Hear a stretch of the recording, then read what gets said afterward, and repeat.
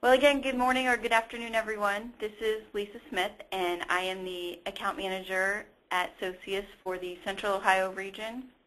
And today we are going to be having a webinar on GP year-end, and Tammy Johnson from our West Coast office is going to be our presenter. I did want to let everyone know that you are in listen-only mode. So we have probably over 150 of our clients who are going to be on the call today. So in order to take questions, we will be doing that through the question and answer session where you can type a question in. So if you look over, there's a question piece. If you click on the plus sign, it'll open up, and you can actually type any question in you have there. And then at the end of each of the sections, because we'll go through different sections of GP year-end, so say at the end of payroll, Tim will stop at the end of each section, and we will answer any questions, or as many as we can, as time will allot us to do. We are recording this session, so we will have it available for everyone off of our website. We'll send a link so everyone has that, as well as the slides will be available for you as well. So again, let's get started with GP year-end, and Tammy, I'm going to hand the microphone over to you. Great, thanks Lisa. Hi everyone, greetings from sunny Northern California. Today, as Lisa said, we're going to be reviewing the processes and procedures for year-end in Dynamics GP. And if I can get my slide to advance here. There we go. Here's our agenda. I'm going to start off with some guidelines and recommendations. There's some information that I need to communicate to you, as well as some tips and some ways that you can find answers to some of your questions. We're going to then review U.S. payroll, and then we'll go through inventory, receivables, payables, fixed assets, analytical accounting, and general ledger.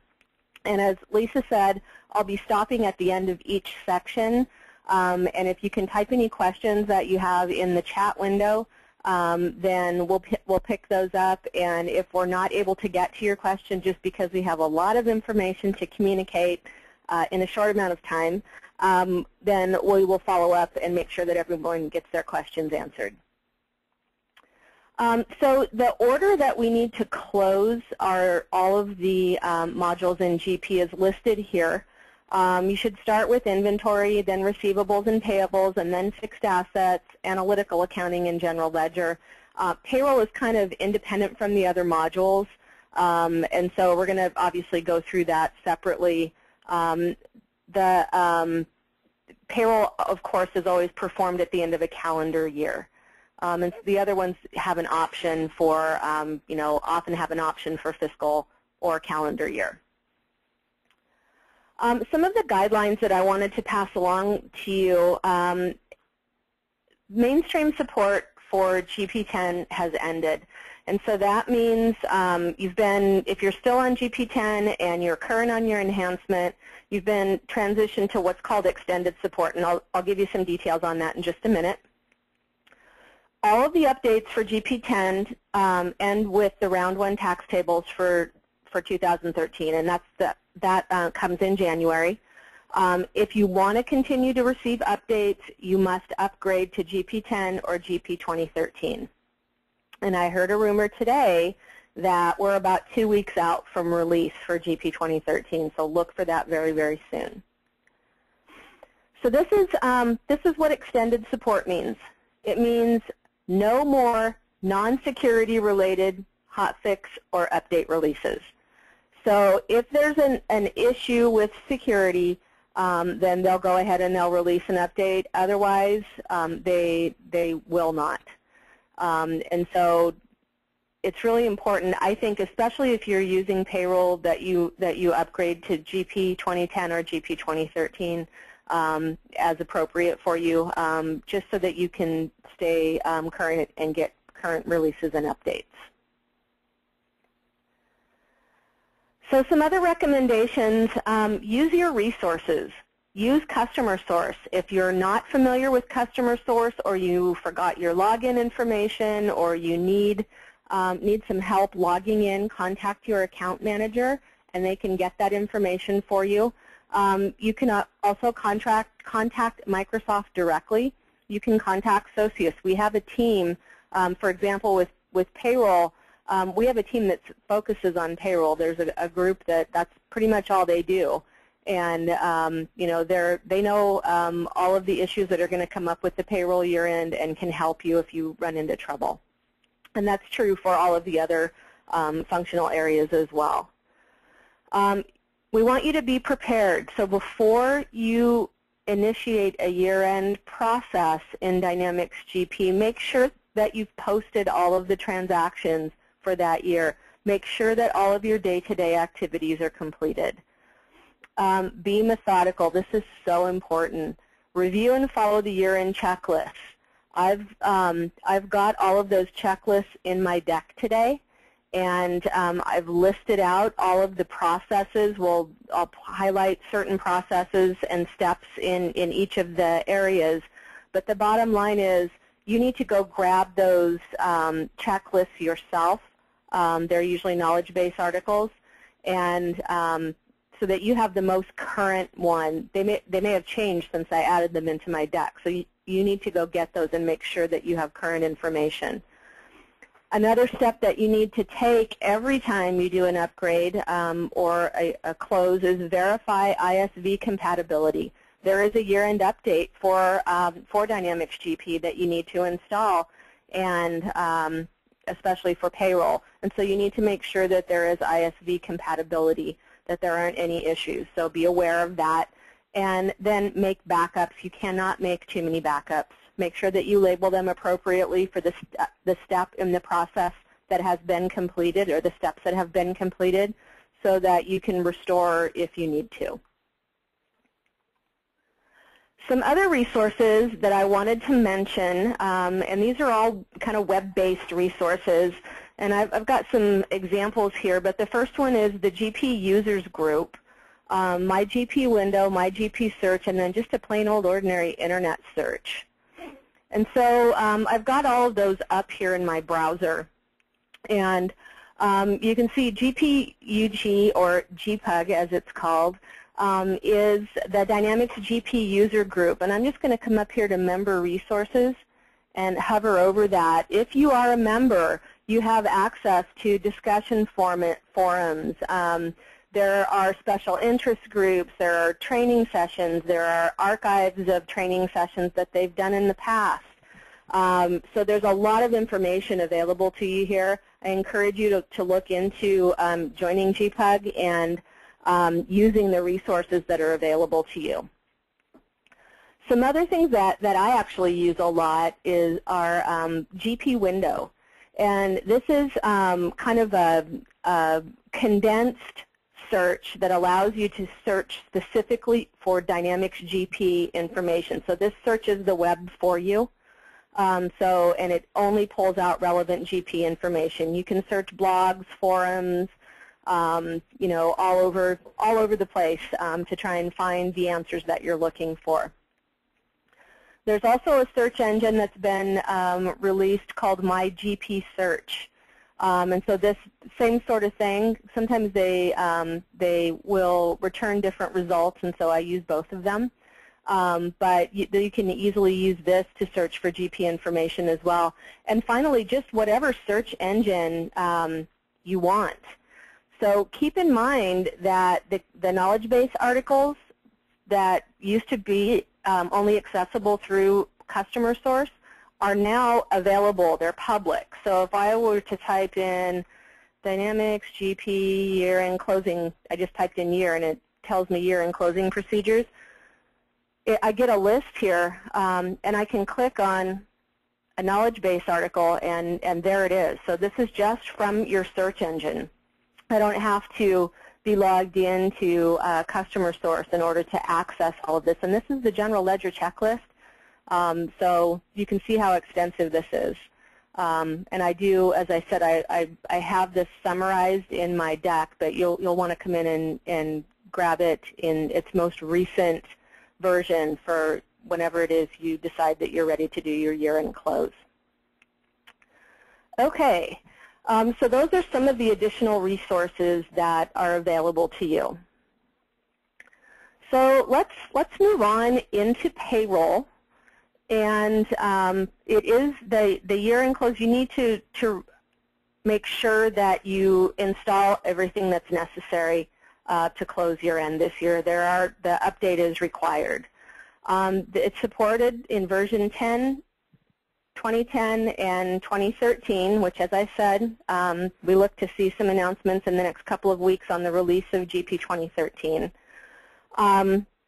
The final year-end update has been released, and so that is a service pack, and it's not just for payroll. It's cumulative, so it includes all the service packs prior. So you need to. There's some just normal service pack compatibility, steps that you need to take in order to make sure that that gets installed properly. So make sure that you do that.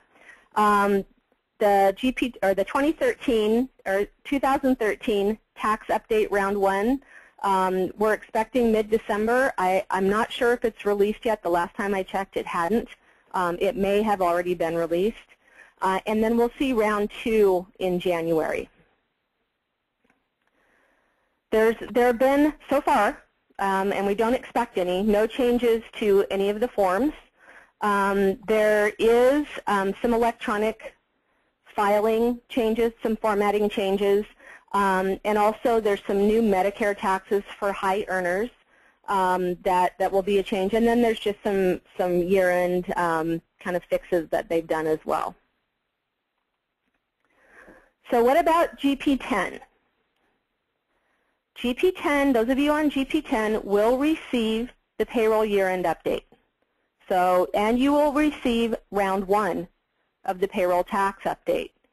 You will not receive the next update, which is the round 2 update, which should include the code changes for the 2013 quarter 1 941 form. So that hasn't been finalized yet, and so that would come out in the round 2 update, or the tax update round 2. And that will not be received by those of you who are on GP10, so that's important for you to know. It's time to start talking about doing an upgrade. So what changes have been made in round 1? And that will be the FICA, first of all. The limit has gone up from, what was it, $110,100 to $113,700. And additionally, the Social Security rate for the employee, it was 4.2, I think, and now it's being put back where it was, which was 6.2. There's also additional taxes for high earners. So after $200,000, it's an extra 0.9. And it goes up to 2.35%. And there have been some changes for Kansas, and the circular is not final yet. So they're probably waiting for that before that gets released. So we've talked about, I've mentioned the checklists a few times, the knowledge base articles, I've got those all listed in here. And so if you you download the deck or you've looked at the recording of the webinar, you'll see those knowledge base articles referenced throughout this. So knowledge base 850663, year-end closing procedures for Dynamics GP payroll. You want to make sure that you get the most recent version of that checklist and follow that as you're going through your payroll year-end. Now, that said, these are the procedures that you need to go through. So you need to make sure that you've installed the latest payroll tax update. You have to install the latest 2012 tax update before you process your final year-end. You have to install the year-end update before you process year-end and create your year-end wage file. That's really, really important. I'm not going to go through these step by step because, again, you can go through your download the most recent version of this and go through the steps yourself. There are a couple of things that I want to point out, though, and I'm actually just going to go one more here. So sometimes, frequently, you'll go through your process and you'll get to the point of creating that year-end wage file, and as you're reviewing the results through the year-end wage report or even on screen, you'll notice there's an error. And probably the most common one is that there might be a deduction missing from the W-2. And you can use the Edit W-2 function in Dynamics GP to go in and edit each of those W-2s and make sure that the information's in the right boxes and things like that on the W-2 form. The problem with that is that that information is isolated to the W-2 for that year. So it's not going to flow back to the employee.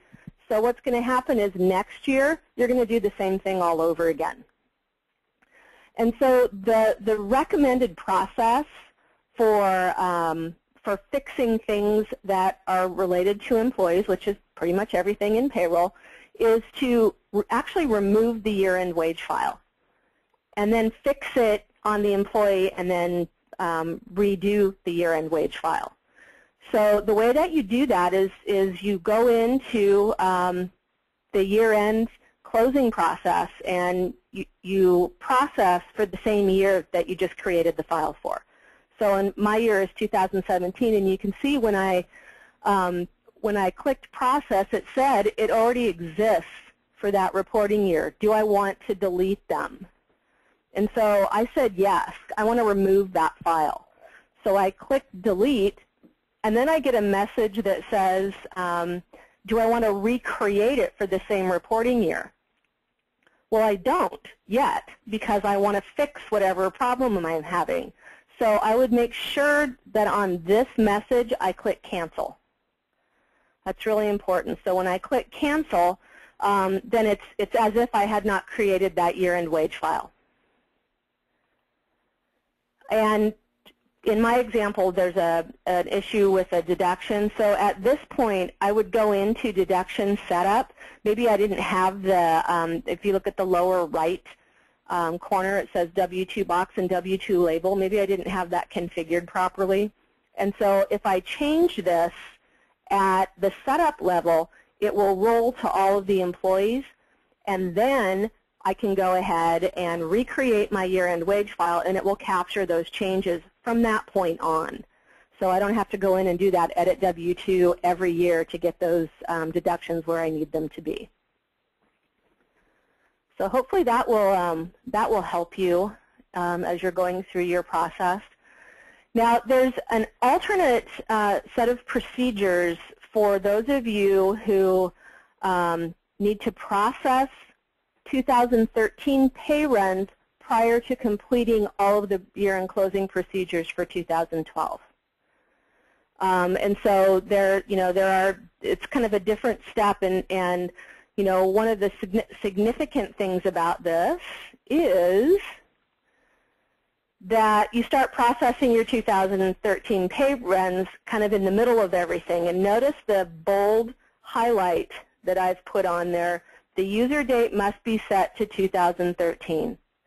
So when you go through your procedures to prepare to do your 2013 pay runs, make sure that your user date is set to 2013. That's very, very important.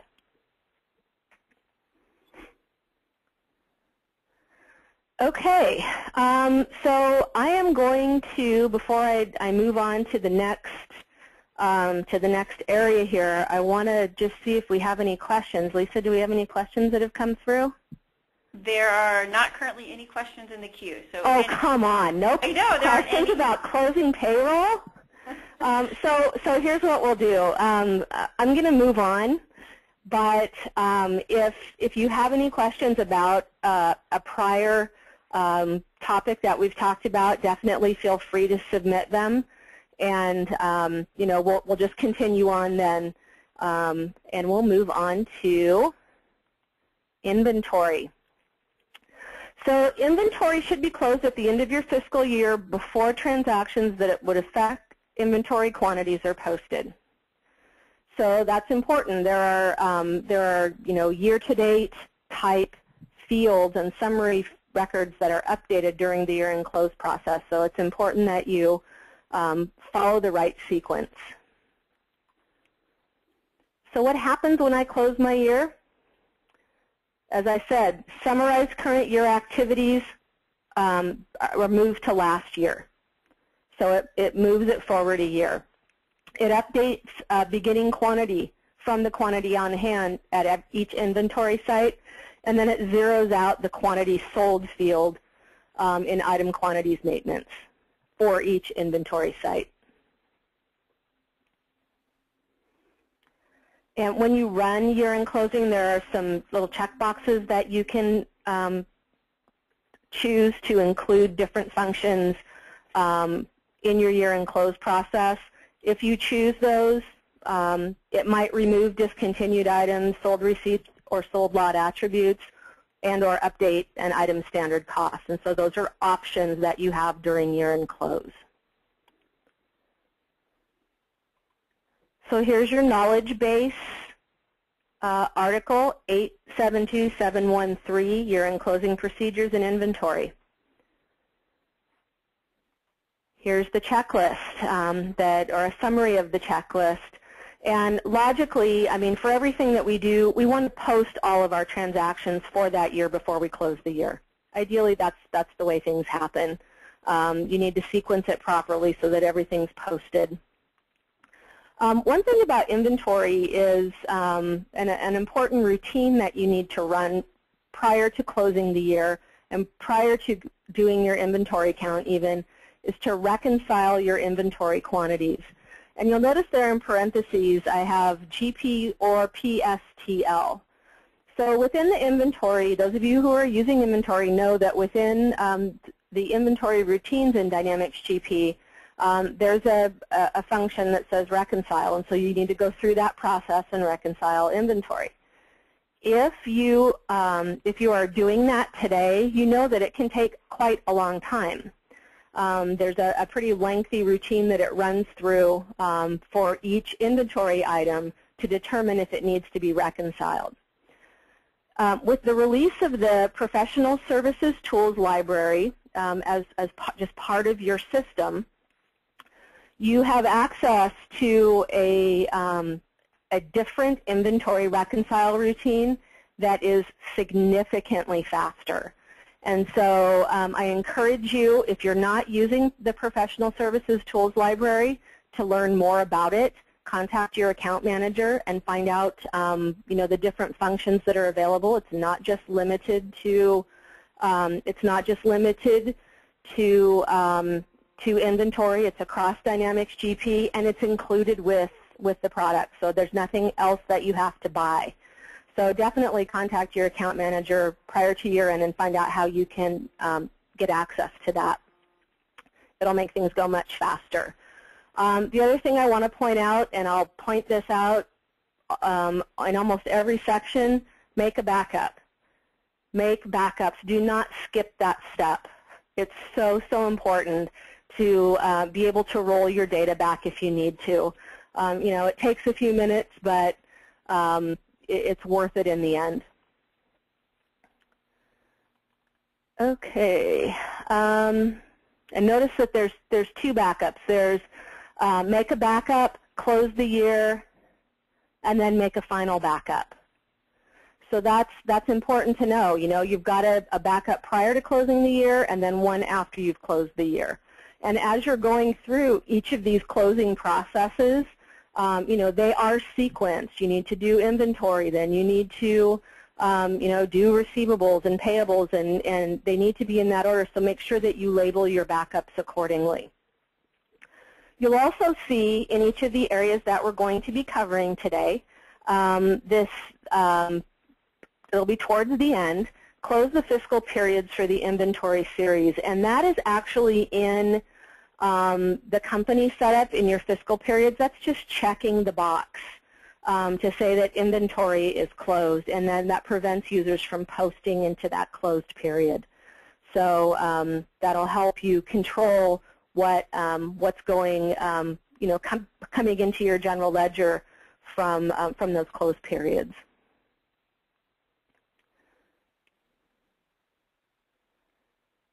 Okay, I am a little behind. Hold on here.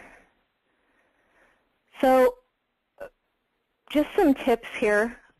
Again, I've highlighted this several times. Make restorable backups. When you go through the reconcile process, you'll need to make sure if you're using sales order processing and or purchase order processing that you reconcile them as well. There's really no year-end for sales order or purchase order processing, but you will need to do the reconcile to get them in alignment so that inventory can be in alignment. And here you need to do it in order. So you need to do sales order processing, purchase order processing, and then inventory. And that goes back to make sure you've completed all of your day-to-day activities prior to initiating the year-end process. And that means make sure you've posted all your sales invoices, make sure that your purchase orders that need to be received have been received, the ones that need to be invoiced have been invoiced, because when you run the reconcile, summary records could be changed based on those. So those processes. So you just need to make sure that your activities have been completed. Those of you who are on GP 2010 or GP 10 Service Pack 2 or later, this may be a good time to implement the historical inventory trial balance report. There is a whole series of steps that you need to go through, including they call it the HITB reset tool, and that's available on CustomerSource. If you need help with that, contact your account manager. But the year-end is a really good time to implement this process, this capability that came in GP10 Service Pack 2. And it can help you go back in time and see the value of your inventory at a previous point in time.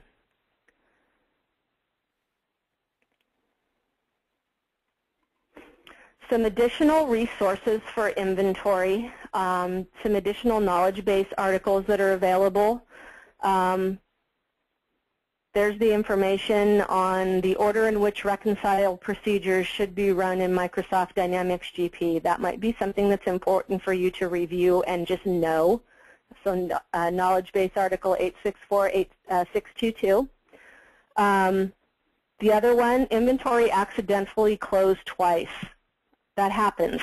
So that's why it's important to, you see this theme of be methodical, understand what you need to do, and then maybe create a master checklist that will allow you to avoid situations like inventory accidentally closed twice, or at least to be able to guide you through and help prevent those things from happening.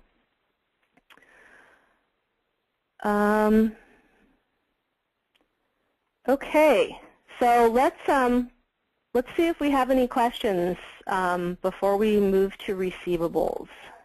We do this time. Good. The first one is, what does reconcile inventory quantities do? Reconcile inventory quantities evaluates your the status of each inventory item, and it will determine if the detail matches the summary. So if you've got, for example, if you think about the item quantity screen, when you have that quantity sold, it will evaluate inventory and determine if that quantity sold number is correct. That's an example. And if it's not, it will update it. So it evaluates it and determines if the total of the detail equals the summary, and if it doesn't, it will update it. And actually, in using the GP utility, so using the routine within Dynamics GP, it does it for every single item. So total up the detail, it doesn't care what the summary total is, it updates it. With Professional Services Tools Library, it adds up the summary, adds up the detail, looks at the summary, and if they're not the same, it updates it. Otherwise, it moves on to the next one, and that's why it's faster. Okay, and the second question we have it says, we only use the inventory module for SOP non-inventoried sales transaction items and don't have inventory balances. So do we need to do any of these steps? I would still do them, yeah. I would do them all. Just because it'll keep your quantities invoiced or sold. It'll keep things up to date, and those are used in reports, so you want them to be current. It probably won't take you very long, I'll tell you that, but you should follow, if you're using a module, you should follow the procedure for that module. Okay, those are the only questions we have right now. Okay. Well, then we're going to move on to receivables management. In receivables management, there are two options for closing the year. There's closing the calendar year and closing the fiscal year. And so the calendar year, it's really relating to finance charges because those are things that you need to report to your customers. You know, what was how much did you pay in finance charges for the year? And so what it will do is zero out those finance charges and move them to last year. In the fiscal, it'll move everything else. So if we look at, I think I have an example of that. So if you look at the customer summary, that section down at the bottom, that's really what's affected by the year-end close. So finance charges obviously are going to, finance charges year-to-date are going to, they're kind of in their own area, and so you'd be able to see those in the finance charge area, but all of this year-to-date would be moved, and I could access them here by clicking finance charges, but all of this year-to-date would be moved to last year, and this $25,000 would be moved to this life-to-date. And so, you know, it's included in that. It would be off there. It would be removed, and then your year-to-date would be zero until you started posting transactions. Your knowledge base, 857444, for closing receivables in Dynamics GP. Make sure that you get that printed out. Here's a high-level overview of the procedures. Again, post everything. Make sure that everything is posted. And that includes sales order processing. So we saw it a little bit with inventory. Here we can see where it's really starting to become important to understand the sequence of closing. So you need to make sure that all of your sales and receivables transactions are posted for the year. Notice the backup. Make a pre-year-end closing backup and a post-year-end closing backup. You might be wondering what this closed tax year is. It's sales tax. It affects your tax details. Notice it says close receivables and payables at the same time. So it's part of sequencing your closing process. If you're keeping track of any taxes and payables, then you're going to want to make sure that you close receivables, don't enter any transactions, close payables, don't enter any transactions, and close your tax year.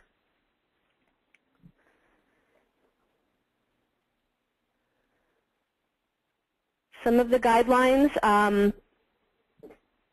follow your knowledge base article. I know I keep saying that, but it's amazing how easy it is to skip a step. You get distracted. Just make sure that you are methodical in following those steps. Remember that receivables management is not completely date sensitive. So there are some date sensitive features, but really your best course of action is to close the year on time, whether it's the fiscal year or the calendar year. And keep in mind, if your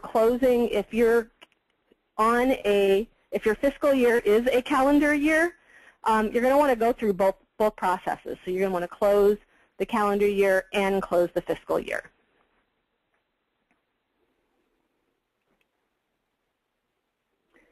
Some additional resources.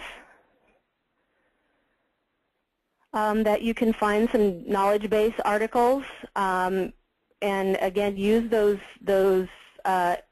internet resources that I mentioned earlier.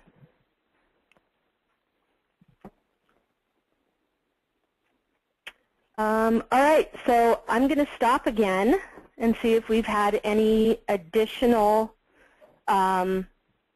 questions come in. There are no additional questions right now. Okay, so we'll move on to payables then.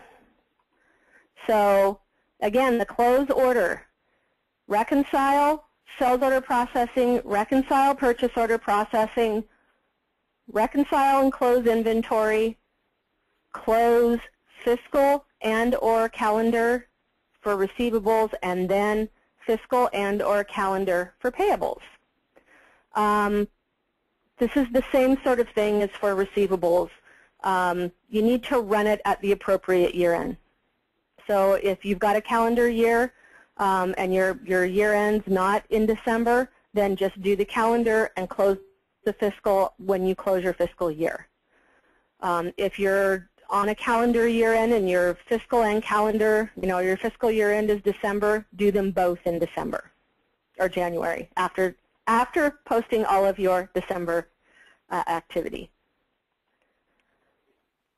So what happens? Calendar year affects 1099s. And that's logical, that makes sense.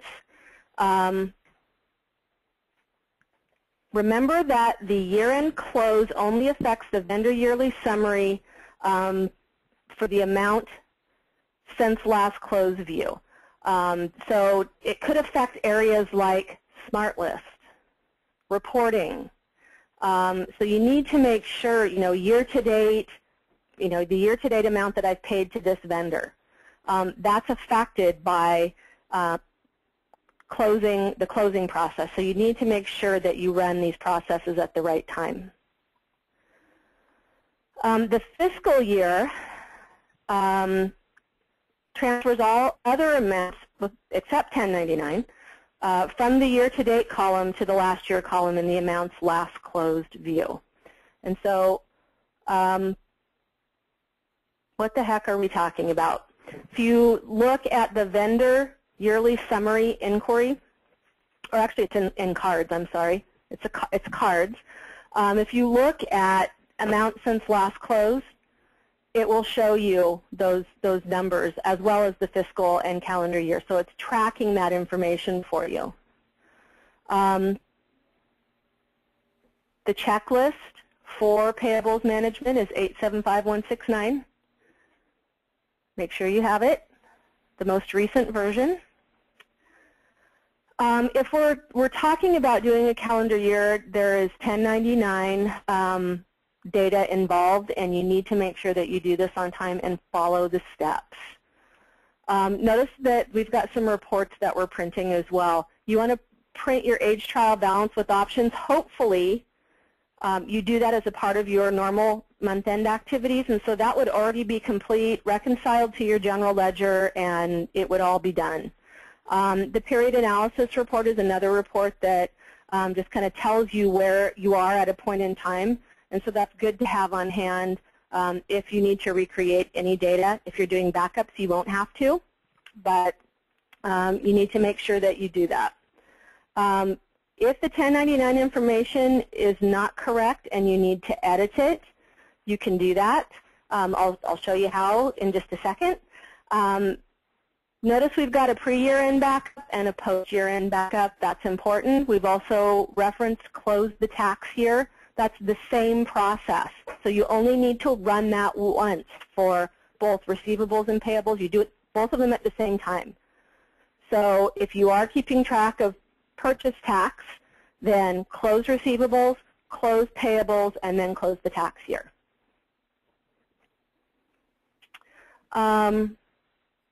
You can enter new transactions for the new year. Just don't post them until your close is complete. So that's important. Don't post them. And like with receivables, payables is not fully date sensitive. Make sure you process your year-end close at the right time.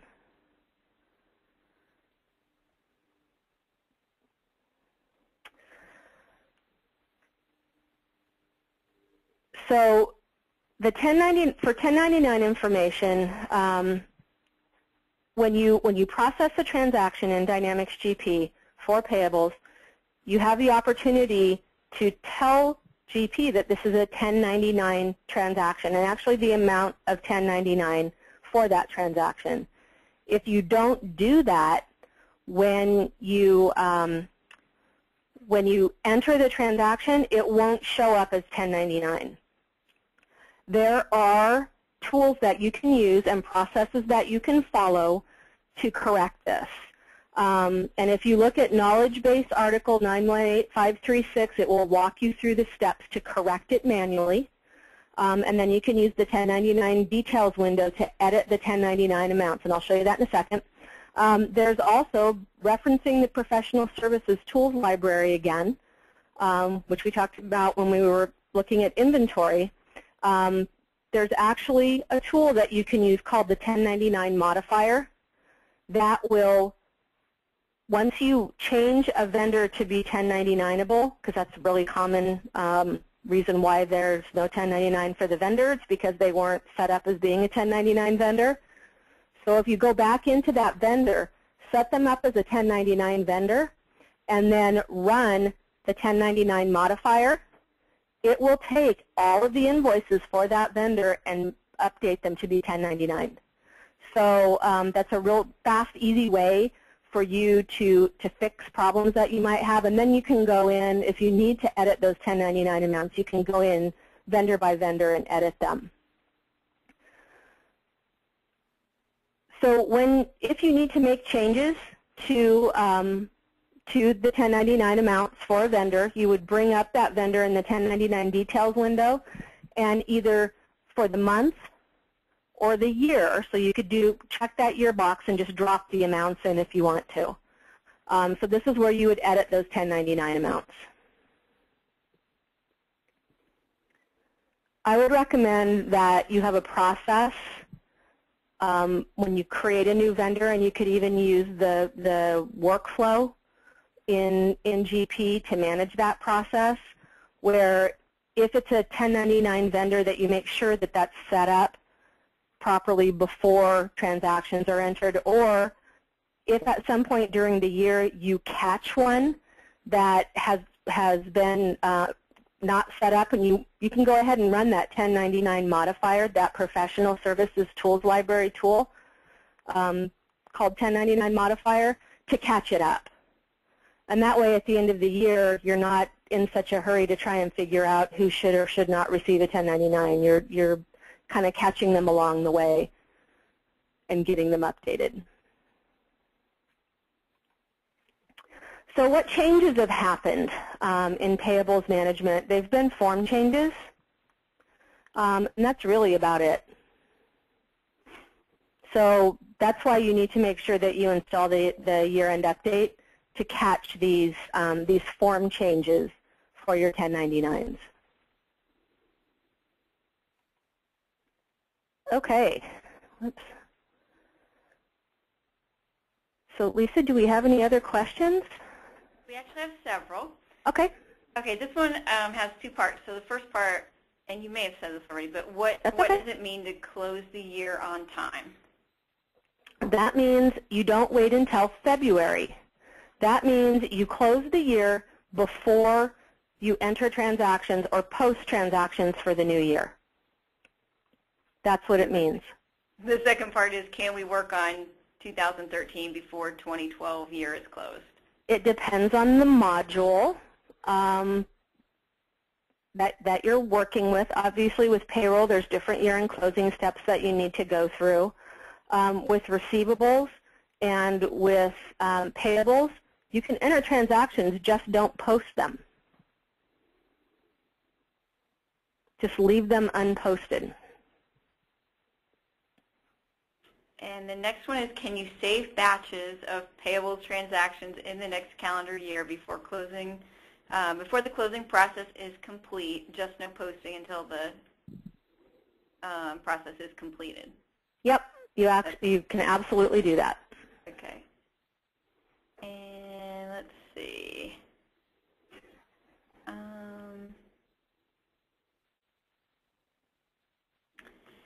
how do we make a correction to the 1099 box type if you find payments were assigned to the wrong box initially?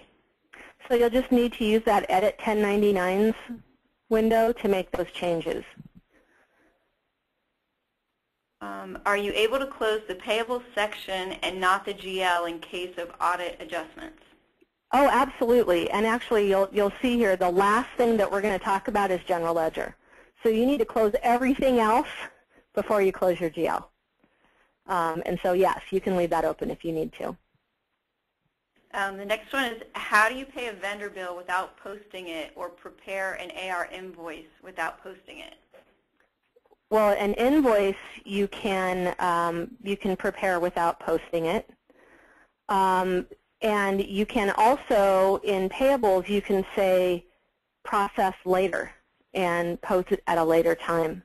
You know, ideally, your payables, especially your year-end for payables, you know, once you get everything reconciled and ready to go, it's not going to take you that long. So entering invoices and then, you know, running the actual close process, it just doesn't take that long. So I don't think it shouldn't hold you up from paying bills. And the next one is, why can't you enter transactions for 2013 if you're using correct dates for 2013? You can, just don't post them because there are buckets. There's year-to-date buckets, and those are summary buckets, and it's going to gather. Every time you post something, it updates that year-to-date bucket. It's not date sensitive in that regard. So you need to make sure that you've got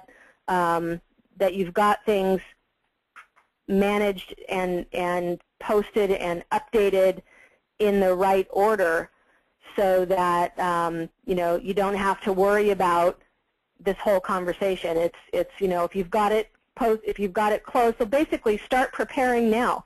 Start reconciling your 1099s. Don't wait until the end of the month. Start doing it now. Prepare for your month-end close. Kind of, you know, get a jump on things so that when you do that month-end close, it's faster. So it's going to be a faster process because you're preparing for it, and then you can do your year-end right after. So it sounds like a big deal, but it usually ends up being just a day or two, especially for payables. But definitely start paying attention to your 1099s now, because that's really what holds people up, is making adjustments for 1099s. Start looking at it now. Don't wait until the 1st or the 31st. Okay, we have two more. Okay. Is there a form for the 1099 INT and GP? 1099 interest. Now, I can't remember. There's 1099 miscellaneous. I believe there is. I believe that's one of the boxes. I don't have GP open right now, but Lisa, if you can take that down, I'm pretty sure it is. Okay. And the last one we have, do you run the 1099 modifier by vendor or for several vendors at once? It's usually for everyone. And so it's going to look at and it's going to only update those that need to be updated, right? So you need to make sure that you've got them marked as a 1099 vendor before you run the process. Okay, that's all we have for right now. Okay.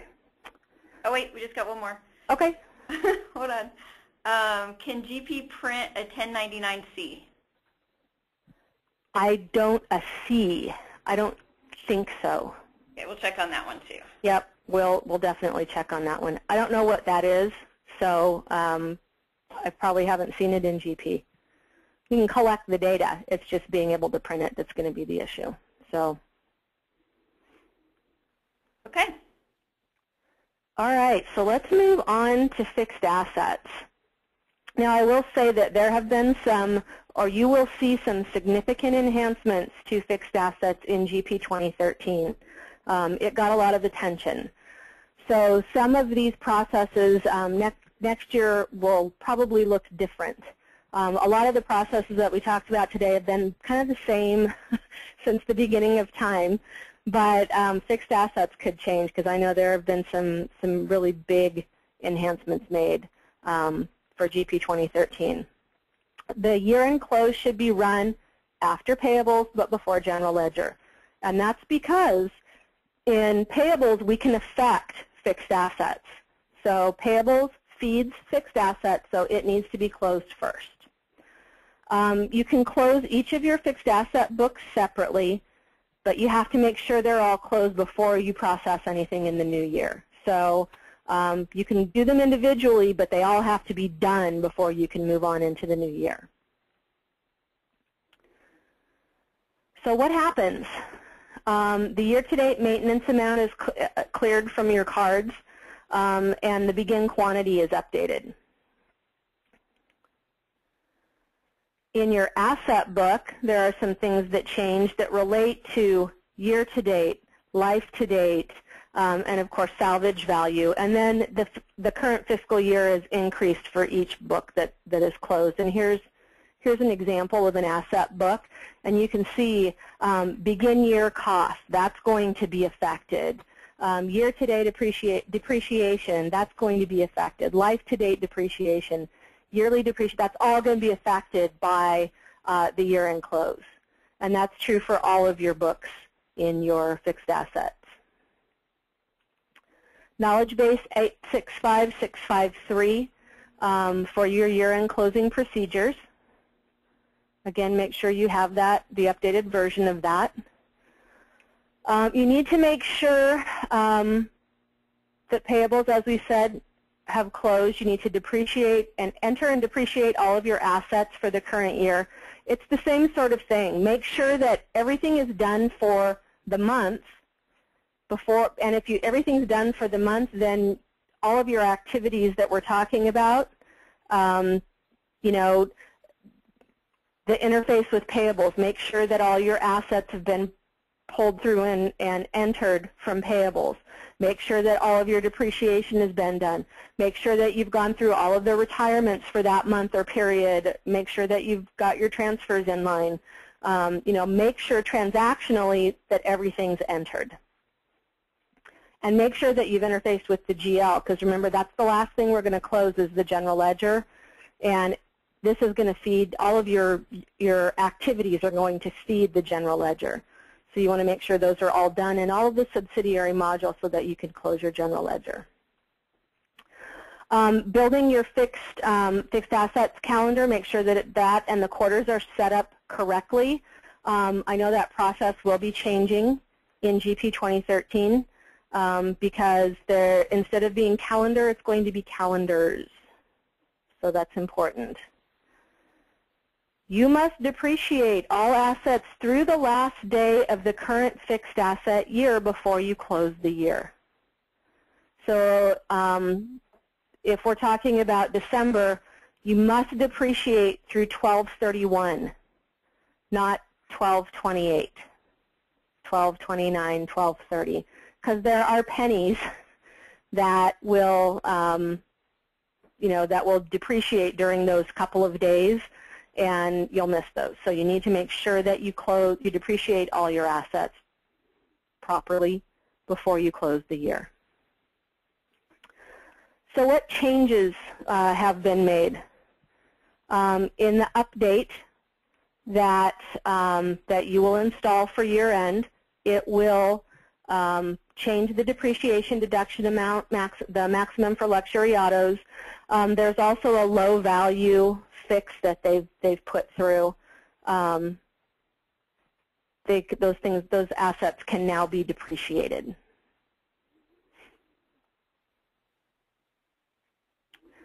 All right, so Lisa, that's it for fixed assets. Are there any other questions that have come through?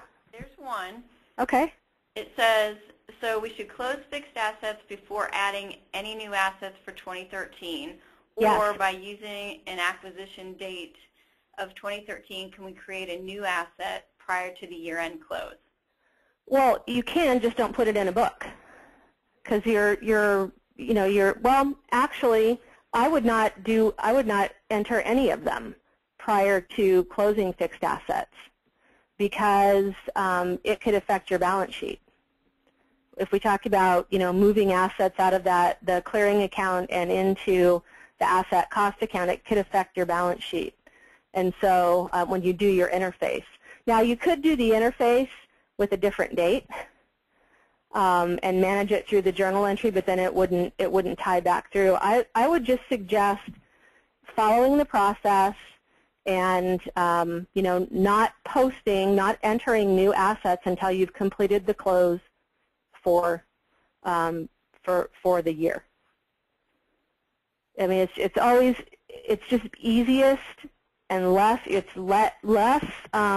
administration on the back end if you just follow the steps.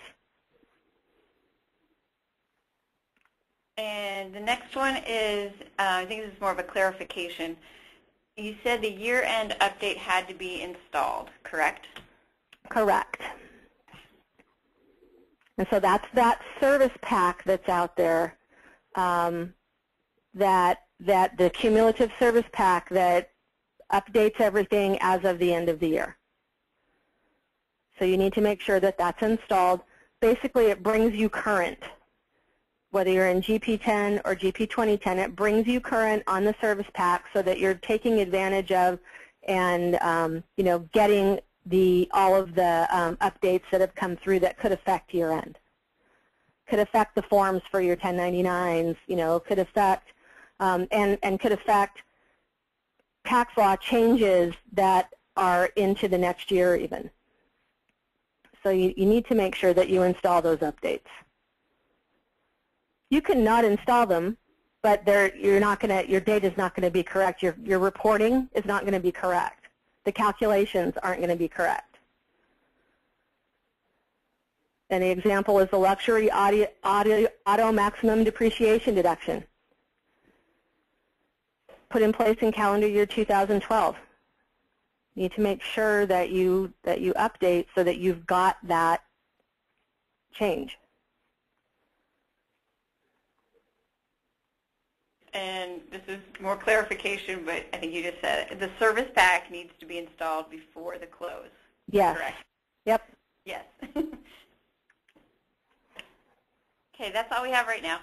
Oh, so wait. The first thing you need to do is install the update. Go ahead. The luxury auto depreciation deduction is located where in Dynamics?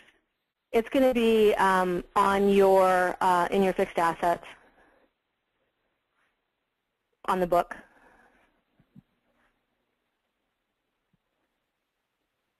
On the asset book, and it's generally going to be your internal book, whatever you're posting, to the general ledger.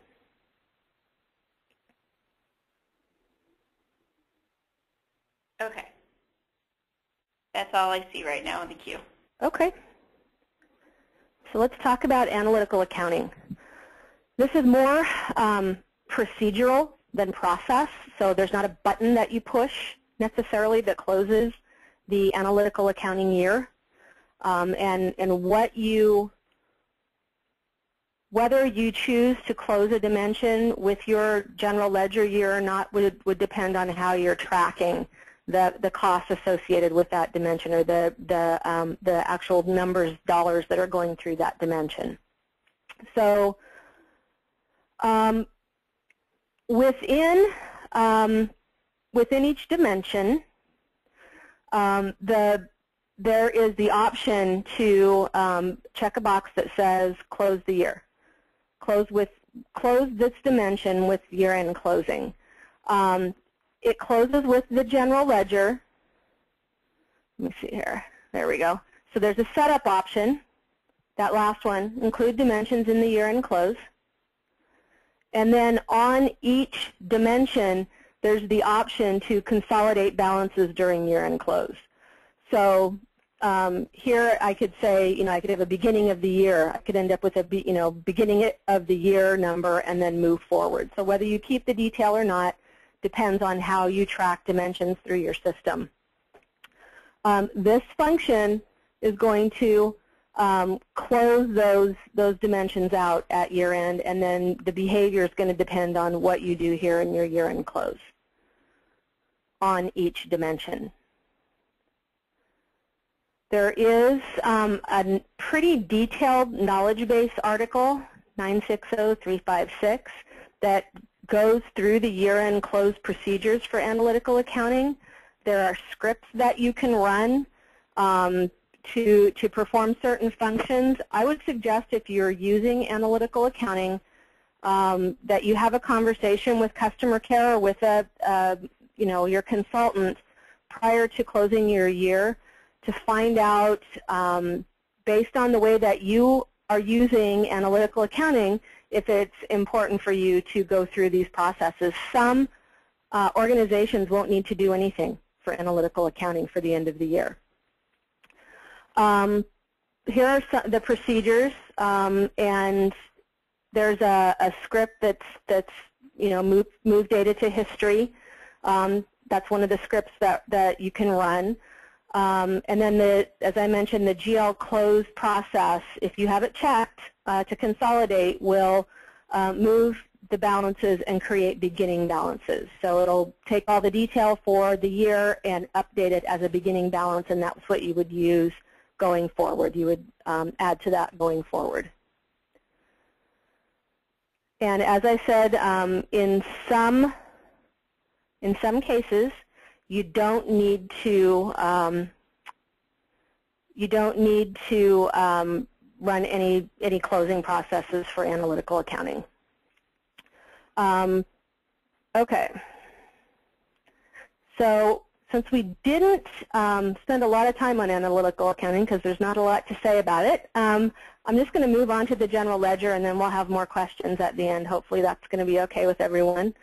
General ledger we talk about last because it is the last one that you do. You need to make sure that you complete the year-end in all of the other modules before you process your general ledger year-end close. And again, we've got the order of the modules listed there that you can see, and this is all what we've talked about so far: inventory, receivables, payables, and fixed assets. That's the order that you should close. So what happens when I close my general ledger?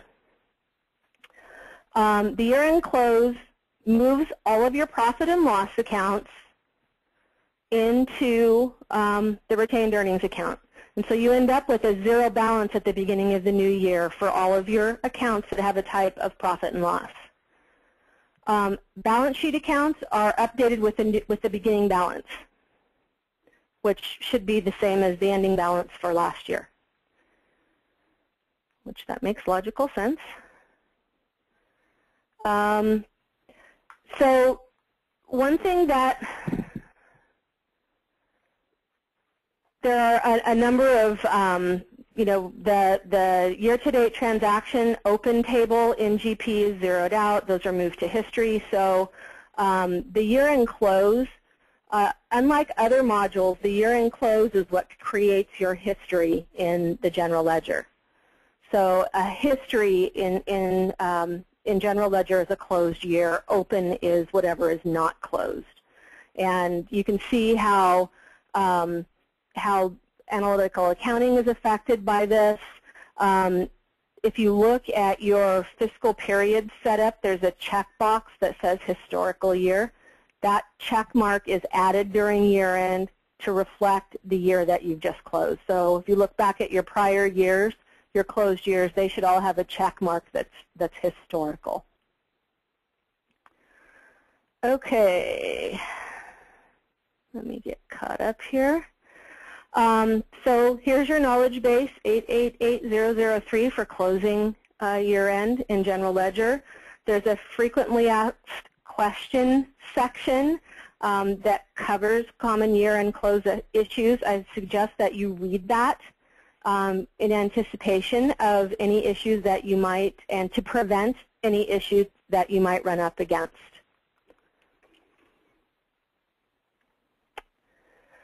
Your procedures: print an account list to verify the posting type of each account. That is probably the most common issue with year-end. Is you've got a balance sheet account that's set up as a profit and loss account, or a profit and loss account that's set up as a balance sheet account. If you have that, your year's not going to close correctly. So that's really, really important that you have that resolved, and I'm going to show you an easy way to do that here in a few minutes. Make backups, set up your new fiscal year. So that would be in your fiscal under company, set up company fiscal periods. Define your new fiscal year. So some guidelines. Follow all the steps in the knowledge base. I know I sound like a broken record, but if you skip a step, you're asking for trouble. Make sure that you have enough free space on your server that double your GL 20,000 table. That's just for the process. That's not indefinitely. So one way that you can speed up your year-end close is to do it on the server. Makes it go faster. And make sure that no one else is in GP when you're doing the year-end close. That's important. Please do not press Control-Alt-Delete and end GP during a year-end close process. It looks like it hangs. It's not hanging. Just let it go.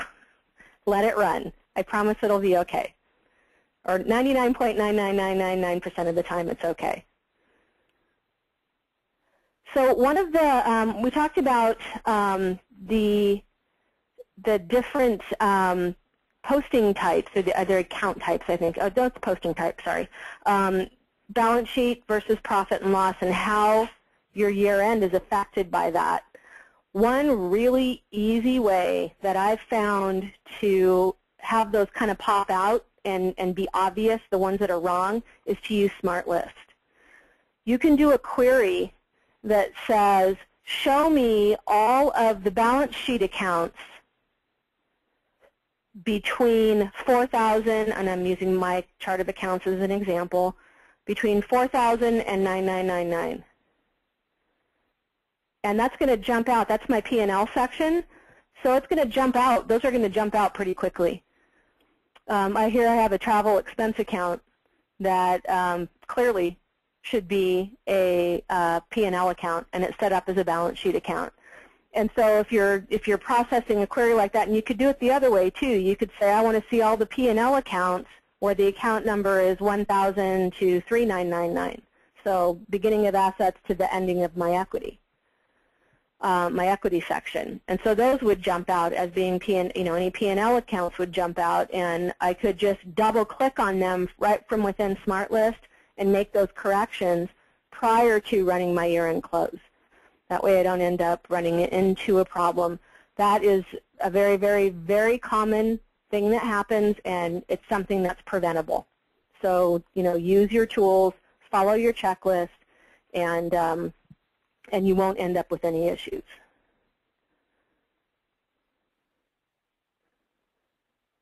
So some additional resources, how to set up an adjusting period. So if you want to add an extra period to your fiscal periods to hold those adjustments, there's instructions on how to do that.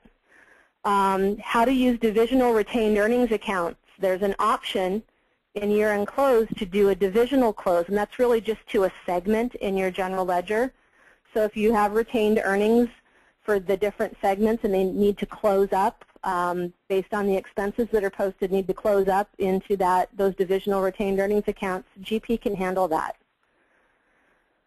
Changing the posting type on an account after you close the year. So here it is after the fact. After you've already closed the year and now it's wrong, here's how you fix it. You don't want to have to do that when it's so easy to find and prevent the problem from happening in the first place.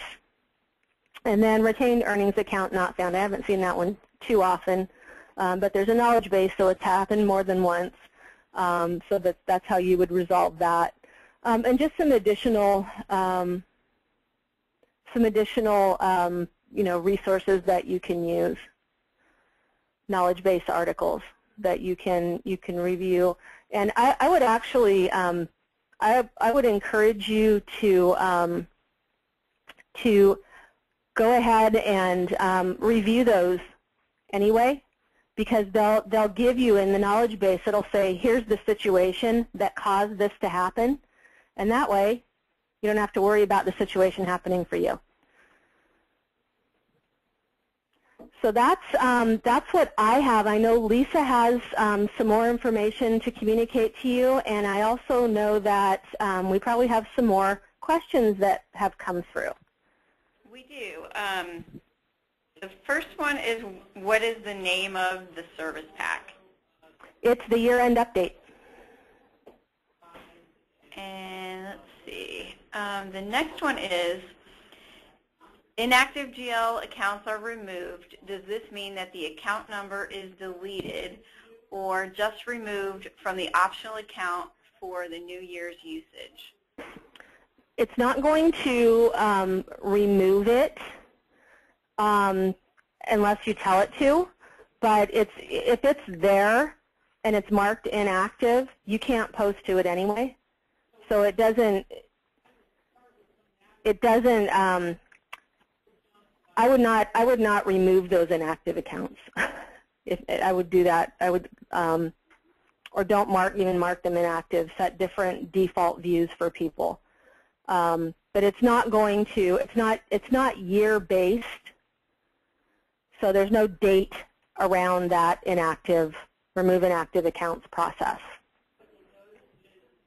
And related to that, if an account is marked inactive and is removed, will this affect printing a historical financial statement where the account was active and had a balance during the historical period being reported on? No, that's going to stay there. The only way to do that would be to remove history. And let's see, next one, is it necessary to close the GL on a calendar basis if your fiscal year is July through June? No. If your fiscal year is June 30th, you can skip everything we talked about for general ledger until June 30th.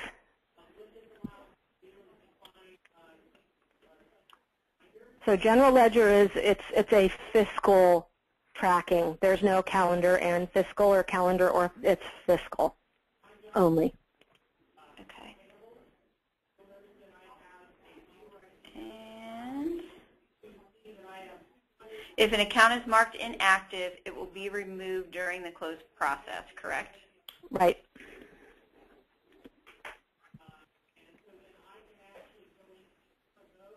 Okay, that is what I see so far, and as soon as I say it, I always get one, right? Yeah, well, you can go through your stuff, and then we'll see if we have any additional questions.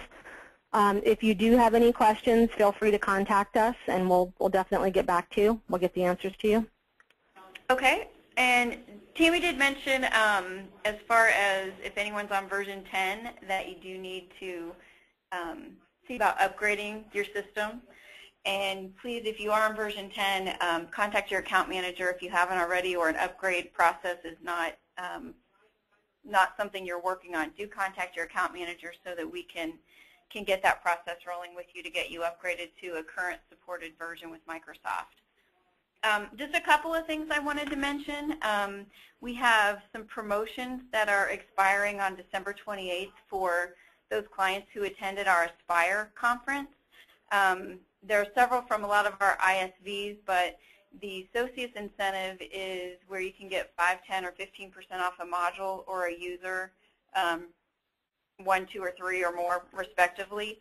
So just something to keep in mind if you are looking at adding modules or users. Get in touch with your account manager to make sure that you do have access to that incentive for those promotions if you attended Aspire. And one other plug I wanted to make sure everyone is aware of, Microsoft's Convergence 2013 is approaching faster than we think. They've already opened registration, and it is scheduled this year in New Orleans, Louisiana for March 18th through the 21st. And this is Microsoft's premier event for their Dynamics clients. And so it's a great way to make some key connections, learn and discover different things about your GP product, and the biggest thing is the networking is what we hear from everyone who attends convergences, the networking opportunities that they receive while they're at convergence. So again, early bird pricing is $1,495 per attendee. That goes through January 25th, and then it goes up to $1,795 a person after that date. So I think if you register like 3 or more people, there is an incentive for that too. I think it's like $100 off. So again, if that's something that you've budgeted for 2013, and a lot of people that go every year, so convergence is definitely something we recommend. If you are registering, if you could let us know that you're registering for that event, so we can make you aware of some of the different receptions and things that we will be holding during that time. Microsoft isn't providing us a list as they normally do. The only way that they will give us a list is if you do, there's a question I think that asks who your partner is for Dynamics, and if you can put Interdyne Socius or Socius in there, that'll help us to be able to track down who is attending convergence, and we can make sure you get our information will get sent out to you as far as things that are going on and keep you up to date. So let me, that's what I had as far as additions. Let me see if we have any more questions. I have one more thing. Sure. Just regarding the inactive accounts, I want to make it clear that in order for an inactive account to be removed, it can't have a balance, it can't have history, it can't be referenced in any unposted transaction. So it's not going to, it's basically accounts that you set up and then, maybe didn't use. You can mark them as inactive rather than deleting them one by one, and it'll remove them at year end. So if there's been any activity, it won't remove them. So I just wanted to make that clear. Okay. We do have some more questions. One is, if we perform year-end close on AP, but we don't process GL year-end close, can entries post to, I'm sorry, AP and AR, can entries be posted to both AP and AR in 2013? So, say it again. Say it again. I lost it somewhere in the middle. Okay, if we perform a year-end close on AP and AR, but we don't process the GL year-end close, can the entries post in AP and AR for 2013? Yeah, they can, as long as your year is open in GP, as long as you open the new year. Can you tell us a little more about adding an adjusting period? Yeah, I wouldn't. It's not something that I really want to cover right now, because how you do it might depend on your scenario, and there are tools that you can use to add that adjusting period. I would like the Professional Services Tools Library. I would suggest that you contact customer care about it, or look at that knowledge base that I referenced. Let me see if I can find it. Hold on just a second.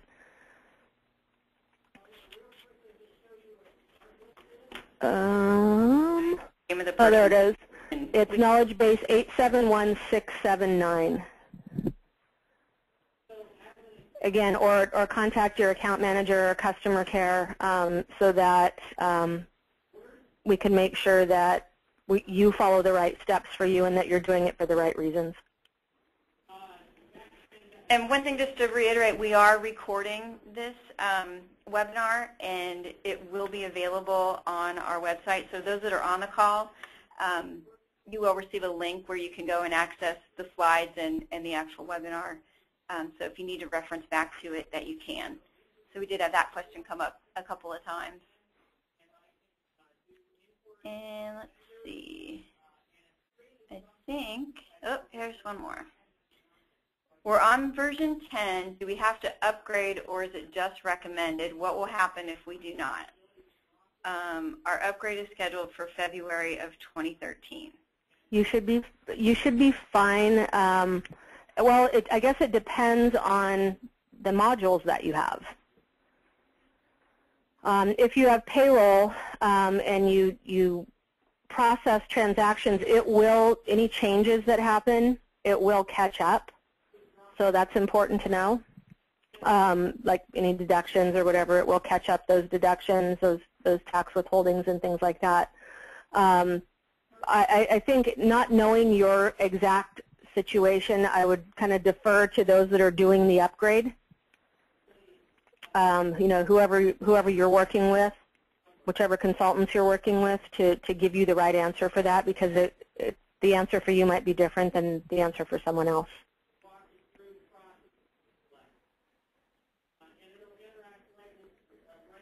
And that looks like all we have right now for questions. Okay, again, if you have any additional questions, just let us know and we'll be sure and get back to you. And we will go ahead and close out, I guess, a little bit early. So we thank everyone for taking time out of your day to sit with us on the webinar. Hopefully the information we gave you will help with your year-end. And again, if you have any questions, please let us know. We are more than happy to help, and we can hopefully get you through your year-end process successfully. Thanks, everyone.